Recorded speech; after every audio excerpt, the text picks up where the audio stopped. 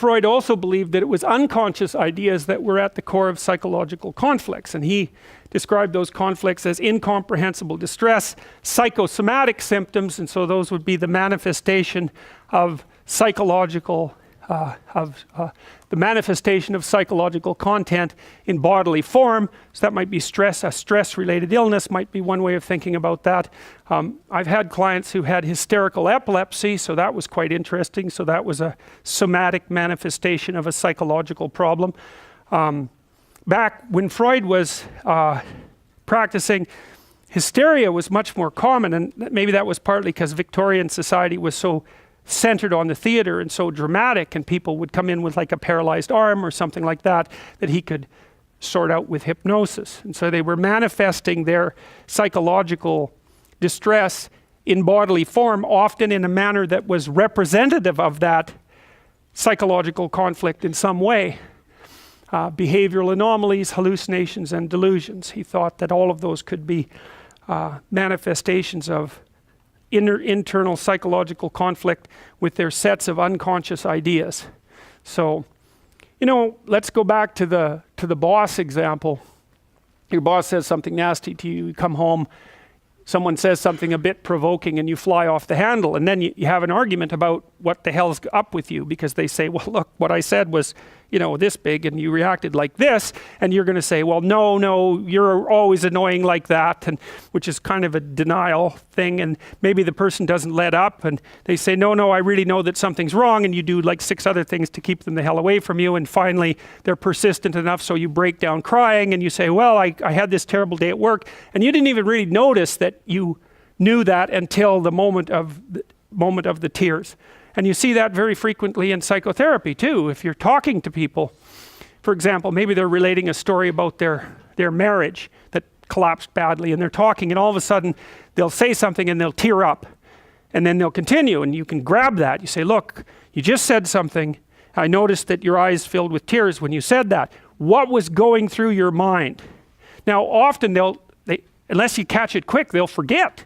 So they're talking, and the talking about the past is, flashing off imagistic memories, and you'll say, well, that made you cry, and they often don't like that, because for obvious reasons, that something's come up that they don't want to talk about. And so you say, well, what was flashing through your mind? And the person will tell you, like, quite a lengthy little memory fantasy about a sequence of events that, is still a hot button issue.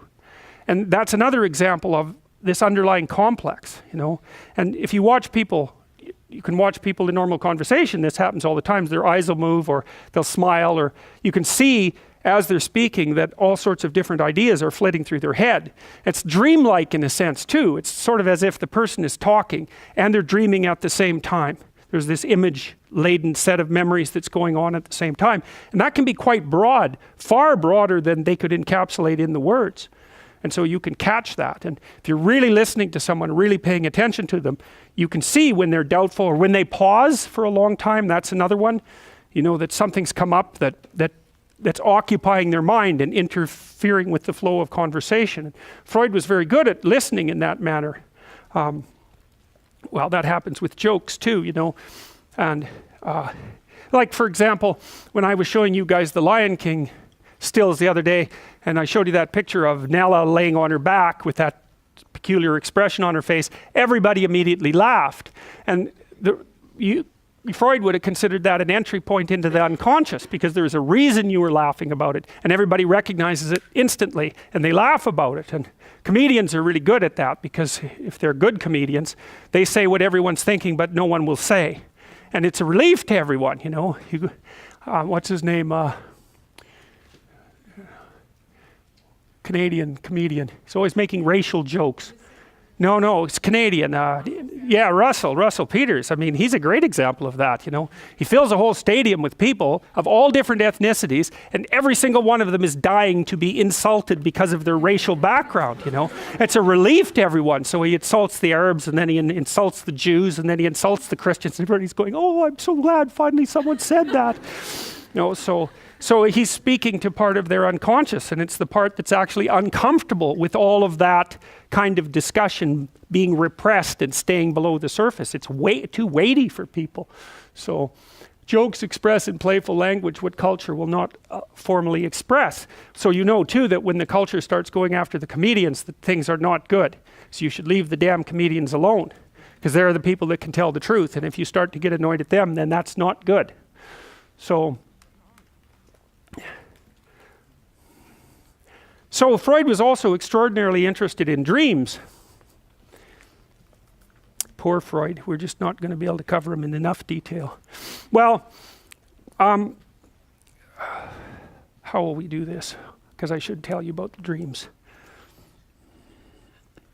Freud wrote a book called The Interpretation of Dreams, and he was the first person, I would say, who subjected dreams to a really comprehensive analysis, and he used them to investigate the place of complexes in his psychotherapeutic practice. So his clients would recount their dreams to him. Now, he believed that dreams always expressed an unconscious wish, and that was tied into his theory of repression. And by analyzing the dream, you could get down to what was being repressed.